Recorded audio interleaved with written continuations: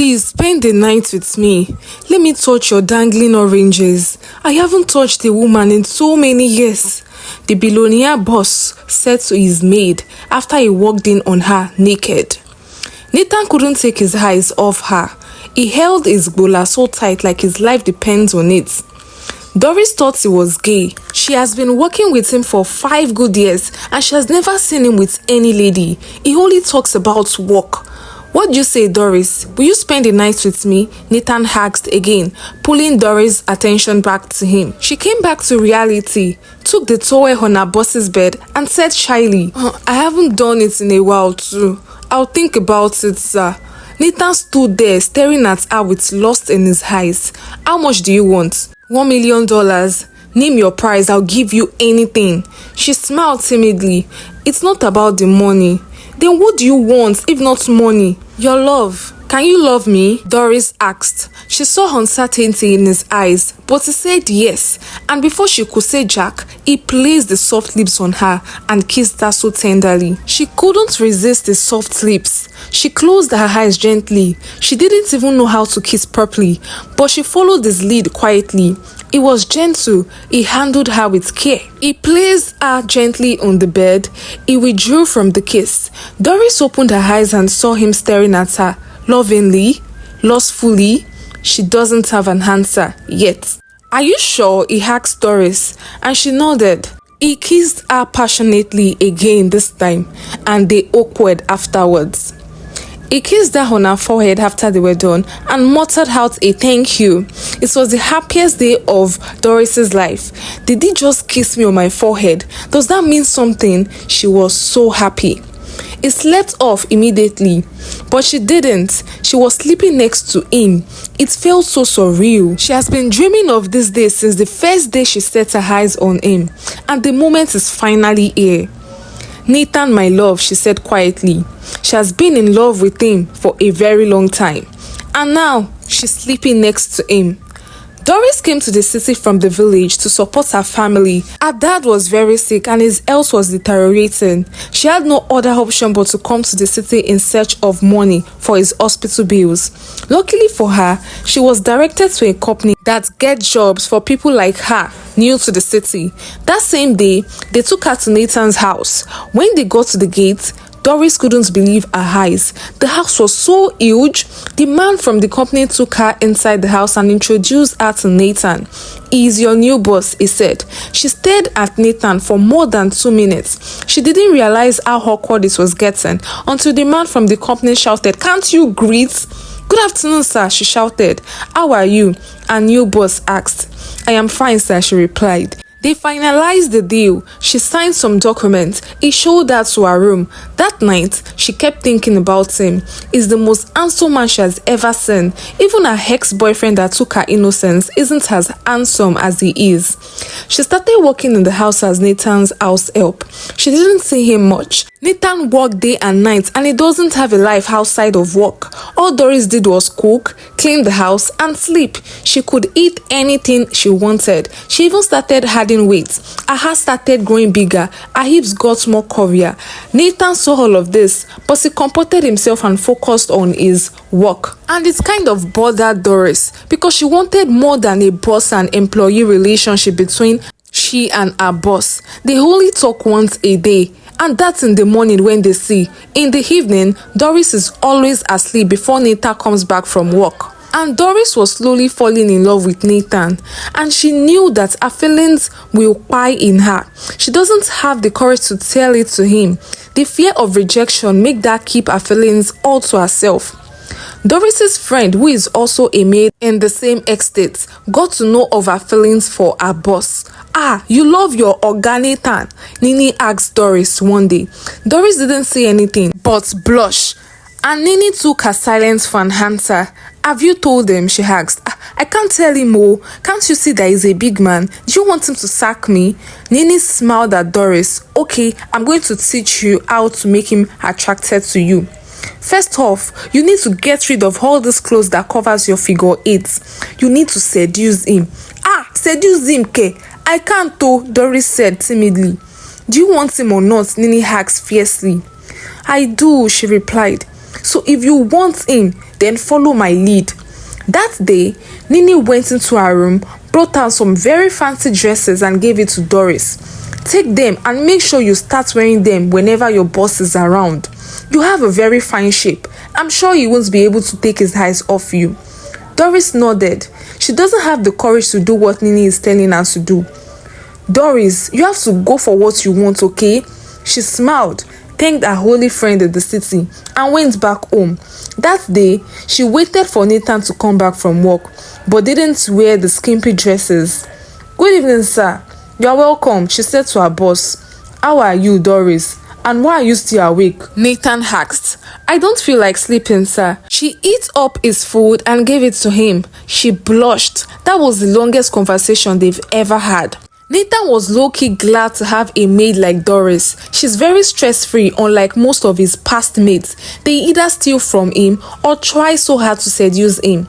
Doris has been working for him for close to 5 years now.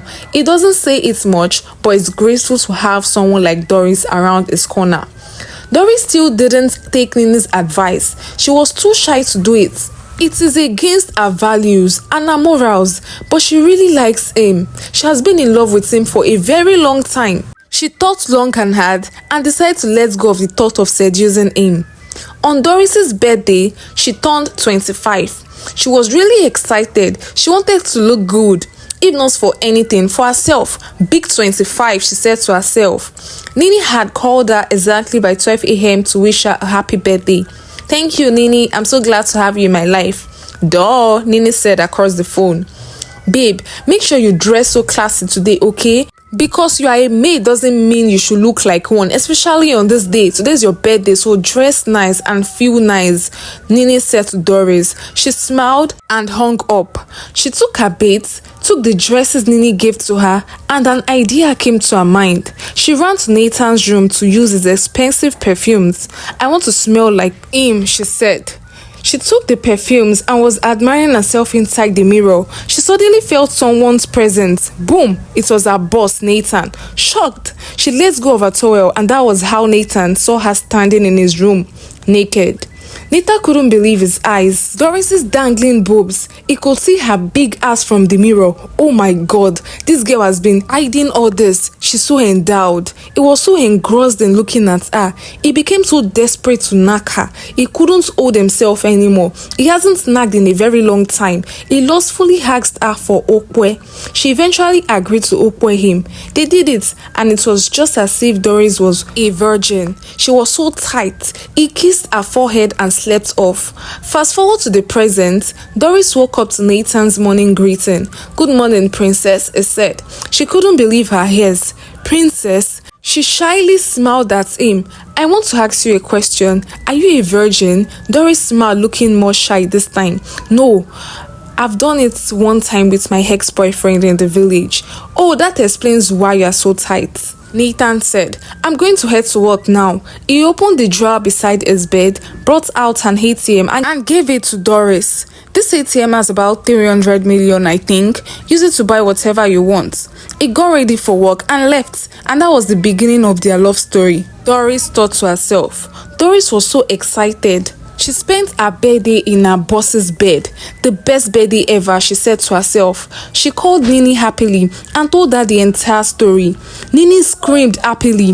The ladies went out and brought so many things. Different clothes, wigs, perfumes, and so on. Nathan got a debit alert of 50,000 and he was surprised. She only spent 50k out of over 300 million. This lady never ceased to amaze me, he said to himself. If it were any other lady, they definitely will spend up to 50 million.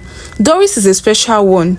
That day, Nathan became more surprised when he saw Doris. She was all dressed up, shape intact, still 100%. She was giving 100 over 100 minus nothing. He just couldn't take his eyes off her, and she saw it. She served him and was heading to her room when Nathan called her back. Sit down and have dinner with me. Me? Sit down on this dining, Doris asked. Yes, please sit and eat with me. She was very excited. After they finished eating, they awkward. Nathan took his time and taught Doris different awkward styles. They were awkwarding every day in different corners of the mansion. Doris became a pro. She made Nathan feel so good in bed. Nathan spent so much time with her on bed. All they did was awkward, learn new styles of awkward, and Nathan played with her dangling oranges. He treated her nicely. He bought so many designer things for her. Doris was no longer his maid. She upgraded to his awkward mate. To Nathan, that was it. Doris was his awkward mate, an instrument to warm up his bed. He adores and respects her too, but that was it. And for Doris, she saw herself as Nathan's girlfriend, even if he never asked her out. She would escort him to the car every morning carrying his box. Neighbors started gossiping. Mr. Nathan, the billionaire businessman, is knacking his maid. They heard the gossips, but they never cared. Doris had a new glow, the type that shows you are in love. But one day, Nathan came back home late and was very angry. Doris was worried when he got home, and she asked, "Why did you come home late?" And angry Nathan yelled at her, saying, "It's none of your business. You are not my girlfriend, neither are you my wife, so stop asking." He went into his room, leaving Doris pained. Nini could now come to Nathan's house freely now to see Doris. They spent time together whenever Nini tells her boss she's going to the market. And this particular day, Nini went to Doris's house to ask her for money to buy a new phone. "My rich friend, your girl is loyal. I need some money, please. I want to get a new phone, my friend." Doris smiled. "Is that why you are ailing me? Nini?" Doris gave her the ATM Nathan gave to her. "Buy any phone you want." Nini screamed and hugged Doris so tight, but Doris didn't return the vibe. "Okay, spill it," she said. "I'm tired, Nini," she busted out crying.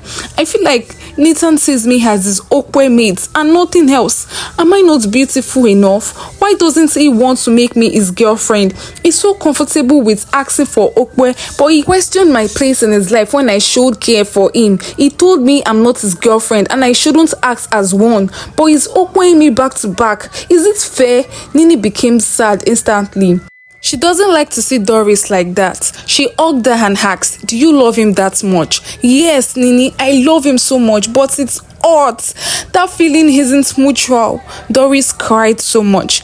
Nini didn't know what else to do to make her stop crying. "Okay, will you use kayamata on him?" Nini asked. What is kayamata?" Doris asked. "It's a form of control. It will make him like you so much. He will be so obsessed with you alone. He won't see any other lady. Without you, he won't be able to eat or sleep. You'll be the air he breathes. You control him however you please." Doris was surprised. Does such a thing exist? Doris asked with her eyes wide open. "Nini, isn't that charm? That is charm now. Why are you calling it kayamata? Auntie, it is charm." "Shut up, Jare. They call it kayamata, not charm." "Why are you looking at me like that? It's like you're not ready to have Nathan all to yourself. Oh, see, even if you tell him to marry you, he will marry you sharp. Doris stared at Nini confused. "I don't think I can do such a thing. If he wants to date me or marry me, I want it to be out of his own free will, not me using kayamata or whatever." "Okay, Nini replied. "So my friend, thank you for my new phone," Nini said and left. That night, Nathan apologized to Doris for yelling at her. "I'm sorry, princess. I was under a lot of pressure. I was finding it hard to sign a deal and I took it out on you. I'm sorry," he apologized. Doris smiled, accepting his apology, and just like that, they settled and became awkward mates again. Nathan was having fun awkwarding Doris without protection. According to him, he likes it better like that. One day, Nathan and Doris were sharing a passionate kiss when Doris suddenly felt nauseous. She ran into the toilet and vomited. She was ignorant. She didn't think to run a test. Nathan asked if she wants to see a doctor, but she said she's fine. They continued kissing passionately and awkward afterwards. One day, Doris went to the market to get foodstuffs for the house. She got to the market and fainted. She woke up and met herself in an hospital. "Congrats, ma'am. You are 3 months pregnant." Doris was shocked. She had mixed feelings. She didn't know how to feel. She went home with the intention of telling Nathan. And she entered the compound. She saw an unfamiliar car. She entered the house and saw a young lady looking so pretty. She looked like a goddess. She entered looking confused. "And who is she?" the lady asked Nathan. "She's my maid," Nathan replied, looking scared. Doris said nothing but walked into her room.